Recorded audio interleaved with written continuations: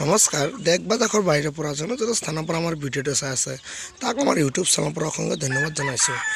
আজি আপোনালোকক এটা নতুন বিষয়ত ক'ম, যিটো আমি কবি লগাওঁ যে ফুলকবি বুলি কয়। এয়া চাওক, ফুলকবি মই দিছোঁ মুৰ্গীক, কেনেদৰে খাই আছে, কিমান ধুনীয়াকৈ।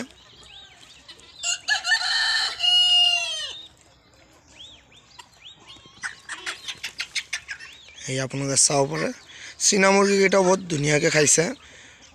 এয়া কালিও দিছিলোঁ, বহুতকেইটা খাইছে, সেইকাৰণে আজিও আনি দিলোঁ। সেইকাৰণে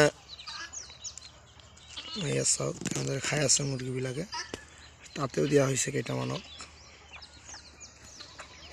যদি আপোনালোকৰ কাৰোবাৰ মুৰ্গীৰ পোৱালি বা হাঁহৰ পোৱালি যিমান লাগে, যিকোনো স্থানৰ পৰা আপুনি ক'ব, মই ডেলিভাৰী দিম বা আপোনালোকে লৈ যাব পাৰিব ইয়াৰ পৰা আহি।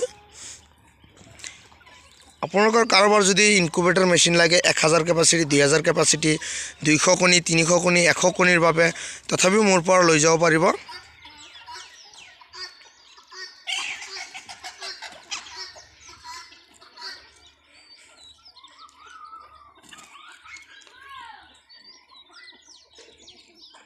এয়া চাওক কেনেদৰে খাই আছে মুৰ্গীবিলাকে।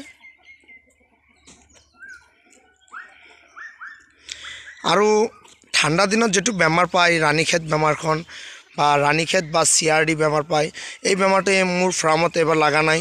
মই R2B ভেকচিন মাৰাৰ কাৰণে আপোনালোকেও ঠাণ্ডা অহাৰ আগতে R2B ভেকচিনটো মাৰি দিব, তেতিয়াহ'লে আৰু বেমাৰ আজাৰ নাপায়।